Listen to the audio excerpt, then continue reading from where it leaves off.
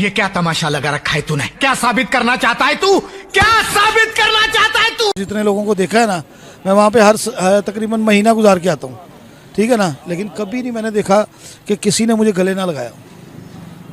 यानी हिंदू क्या, मुसलमान क्या, सिख क्या, ईसाई क्या, वहाँ पे सब जो है ना, अल्हम्दुलिल्लाह मैंने देखा है। मैं एक जगह खत करवाने चला गया, उसने मुझसे पैसे ही नहीं लिए, हिंदू था वो। एक वक्त था आज से 20-25 साल पहले, कोई इंडिया को कहता था लो जी ये तो डुबन डैन, इनकी तो इकॉनमी खराब है। आज जब उनके हालात हुए हैं, खाते पीते हैं, घर में रोटी दाने हैं, तो ऑस्ट्रेलिया का है तुसी तो साढ़े नेबर हो। मेरे मामू ने कहा कि मकसद तुम्हारी दाढ़ी को देख के ना उन्होंने बोतल छुपा ली है। अल्हम्दुलिल्लाह हिंदू जो है ना आपकी दाढ़ी की ऑनर करता है। यहाँ पर कई ऐसी नस्लें हैं कि जिनके जो अबाव जो जदाद थे वो हिंदू थे, कोई सिख था। हम भी कन्वर्टेड है ना। अगर हम कोई जद्दी पुश्ती मुस्लिम तो नहीं है ना कि हम पैगम्बरों के दौर से चले आ रहे हैं। पैगम्बरों के दौर से भी कोई मुसलमान नहीं चला आ रहा। यही तो धोखा हो रहा है ना सारा हमारे साथ, कि जो मुसलमान है वो मुसलमान नहीं है, वो कहते हैं सारी दुनिया को मुसलमान करना है। ये पता नहीं क्या क्या इनको बीमारी पड़ गई है। दर हकीकत इसमें जो मुझे जो समझ आती है, कारोबार बना लिया है। मजहब को जब भी कारोबार बनाएंगे तबाही होगी। मौका मिला तो जरूर जाएंगे इंशाल्लाह, हिंदुस्तान को देखेंगे, क्यों नहीं देखेंगे। बाकी ये हमारे जहनों में बिठाया गया कि वो हमारे दुश्मन है। अपने मफाद की खातर वहाँ के सियासतदान है, यहाँ के सियासतदान है, वो मतलब इलेक्शन के दौरान माहौल गरमाने के लिए ये बस हमारे जहनों को ख़राब किया हुआ है। वैसे अगर हम तरक्की की बात करते हैं, ओवरऑल बात करते हैं, तो क्या है उनकी प्रोग्रेस, क्या है हमारी प्रोग्रेस? उनकी वो हमारे से बहुत ज़्यादा प्रोग्रेस में है। देखो अभी वो आईटी के शोबे पर बहुत काम कर रहे हैं। जाए खुद से, मैं खुद गया हूँ अल्हम्दुलिल्लाह, और तकरीबन भारत से जी इंडिया, मेरी पूरी ननियाल वहाँ पे रहती है, तो वहाँ के लोग बहुत मोहब्बत करते हैं। लास्ट विजिट कब था आपका? 2016 में। अच्छा जी। तरक्की में कहाँ है वो?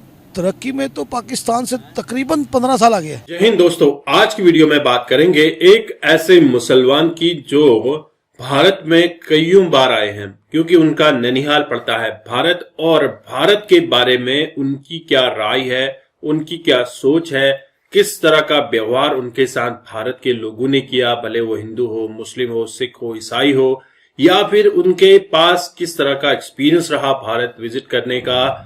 लगातार वो भारत विजिट करते रहते हैं। लास्ट विजिट उनका 2016 था। भारत की ग्रोथ के बारे में उन्होंने बताया, और भारत के लोग किस तरह से पाकिस्तानियों के साथ व्यवहार करते हैं। अगर कोई पाकिस्तानी या फिर कोई विदेशी भारत में आता है तो उनका क्या कल्चर है, इसके बारे में इस मौलवी साहब ने अच्छे से बखान किया है। आप इस वीडियो में निमरा को देखेंगे, एक पाकिस्तानी जो कि भारत ट्रेवल करके आया, उसका इंटरव्यू ले रही है। तो आपको अगर इस वीडियो में कुछ ऐसे पॉइंट्स लगे जो कि आपको कमेंट करने चाहे तो जल्दी से कमेंट करके बताइएगा। अगर आप चैनल पर नए हैं, चैनल को भी सब्सक्राइब करें जी। और वहाँ पर आप शॉपिंग करने चली जाए ना, और किसी को पता लग जाए पाकिस्तान से हैं, तो जो चीज़ वो 1000 रुपये की देते हैं ना, सेल करते हैं, वो आपको 500 की देंगे। भले वो अपनी पॉकेट से पैसे खर्च करें, लेकिन उनको पता लगे कि आप पाकिस्तान से। हालांकि हम लोग ये कहते हैं कि जी उसकी ऐसी कम तैसी, इंडिया यूं हो जाए फलाना। नहीं भाई, असल में जो है ना वहाँ की आवाम से पूछे तो कहते हैं कि वो हमें बहुत बड़ा दुश्मन समझते हैं, बड़ा डिग्रेड करते जो है ना। यानी कि अगर 125 करोड़ आवाम है ना वहाँ पे, तो 25 करोड़ आवाम है जो सिर्फ मुहब्बे वतन नहीं है पाकिस्तान के लिए। बाकी मुसलमानों को कहेंगे ना पाकिस्तान आ जाओ, कभी भी नहीं आएंगे, वो कभी भी नहीं आएंगे। आप ये बात ना करें। सारे मुसलमान ऐसे नहीं है मेरी बहन, अल्हम्दुलिल्लाह। मैंने तो जितने लोगों को देखा है ना, मैं वहाँ पे हर तकरीबन महीना गुजार के आता हूँ, ठीक है ना, लेकिन कभी नहीं मैंने देखा कि किसी ने मुझे गले ना लगाया। यानी हिंदू क्या, मुसलमान क्या, सिख क्या, ईसाई क्या, वहाँ पे सब जो है ना अल्हम्दुलिल्लाह मैंने देखा है। मैं एक जगह खत करवाने चला गया, उसने मुझसे पैसे ही नहीं लिए, हिंदू था वो। अभी ये आपने रिसेंट अगर खबर सुनी हो, ये अभी हुआ है कुछ अरसे में, कि उनका जो नोट वाला सिस्टम है ना, हम पैसे पकड़ाते हैं ना कि ये ले पैसे, हमने चीज लेनी है, वो ऑनलाइन यूपीआई के जरिए ऐसे पेमेंट कर। बिल्कुल ऐसे ही है अल्हम्दुलिल्लाह। वहाँ पर तो रेडी वाले ने भी जो है ना वो रखा हुआ है। नहीं, सबसे मतलब ये है कि अब 4 साल से हम लोग मसरूफ़ हो गए अपने कारोबार के अंदर, तो नहीं जा पा रहे, वरना मेरा इरादा यही था कि जून में मेरे मामू के साथ मेरी सेटिंग हो गई थी कि हम लोग। मामू है वहाँ पर? मेरे सारे मामू वहीं पे ही है। तो बड़ा क्लोज कनेक्शन है उनके साथ। 6 खाला है, 9 मामू हैं। नाना ने 2 शादियाँ की हुई थी, सिर्फ मेरी वालदा अकेली यहाँ पर है। बाकी सारा खाना माइग्रेटेड है ना आप लोग? जी, अल्हम्दुलिल्लाह। अच्छा, तो आप वहाँ पर जाते हैं और क्या तरक्की थी वहाँ की, मैं जानना चाह रही हूँ। तरक्की के मामले में जो है ना, सिर्फ और सिर्फ जो है ना, मैं इतना ही कहूँगा कि आप उनके मॉल्स में चली जाएं। ये है ना अपना, आपने नाम सुना हुआ है, मशहूर है हल्दीराम, ठीक है ना, 270 रुपये की थाली है, 2 अफराद पेट भर के खाना खाते हैं। 270 रुपये की थाली, यानी उसके अंदर आपके 2 पराठे हैं, ठीक है ना, और 4 किस्म की सब्जियां हैं, एक ड्रिंक है, फिर 3-4 किस्म की उसने जो है ना साइड जो है ना वो चटनियाँ भी रखी हुई हैं। इतनी बड़ी थाली है कि आप जब देखें तो आपको पता लगे कि भाई ये थाली एक बंदा कैसे खाएगा। और उसका रेट क्या है, 270 रुपये, यानी उनकी कमाई के हिसाब से तो ठीक है, यानी 40 रुपये की तो बिरयानी की प्लेट है। और यहाँ पर जो है ना 150 रुपये की बिरयानी की प्लेट है, उसमें बोटी भी नहीं देते, और वो भी चिकन की। सुनिए, अभी 300 पे पहुँच गई है।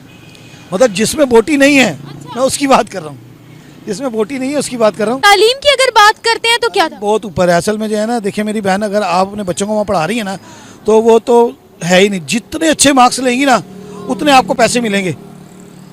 आपको मालूम है इस बात का? बच्चे जो है ना वहाँ पर सरकारी स्कूलों में पढ़ते हैं ना, तो सरकार जो है ना बच्चों को मंथली पैसे देती है कि हमारे स्कूल आएँ और पढ़ाई करें। और मेरी एक मामू की बेटी है, ठीक है ना, वो फर्स्ट ईयर में गई है, तो उसको अब जो है ना वो 3000 रुपये मंथली मिलता है कॉलेज से। तो मुस्लिम है ना, तो मुसलमानों को सहूलतें मिल गई है वहाँ। वहाँ पे मुसलमानों को नहीं, उसको सहूलत है जो वहाँ का रिहाई मतलब मुकामी है ना।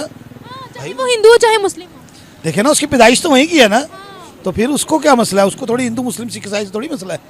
उसको मसला ये है कि ये अल्हम्दुलिल्लाह यहाँ का पैदाइशी है, यहाँ का रिहायशी है, तो उन्होंने उसको फैसिलिटीज़ देनी है। मुसलमानों की क्या कंडीशन है, क्या तफरका किया जाता है कि ये हिंदू है इसको राशन दो, मुस्लिम है इसको ना दो, ठुड्डे मारो इसको? बिल्कुल नहीं। वहाँ पे 4 रुपये लीटर घासलेट है, यानी पेट्रोल अपना मिट्टी का जो तेल है ना, वो राशन कार्ड पे 4 रुपये लीटर मिलता है। अच्छा, हाँ जी, और वैसे 40 रुपये लीटर है। ये तो आपने बड़ी डेवलपमेंट बता दी है, मुझे तो खैर इस चीज़ का आइडिया नहीं था। नहीं, वहाँ पे कभी आप जाएं तो सही। आप तो मुस्लिम, हम तो सुनते हैं मीडिया पर कि वहाँ पर मुसलमानों को तो उन्होंने, मैं कहती हूँ, तलवारों के साथ नीचे रखा हुआ है। क्या है ये, क्या है? सब गलत है, सब जो है ना फेक बातें। जब तक आप जाएंगी नहीं ना, जब तक आपको पता नहीं लगेगा। तो मुसलमानों के लिए इंडिया क्या है? अल्हम्दुलिल्लाह बेस्ट है।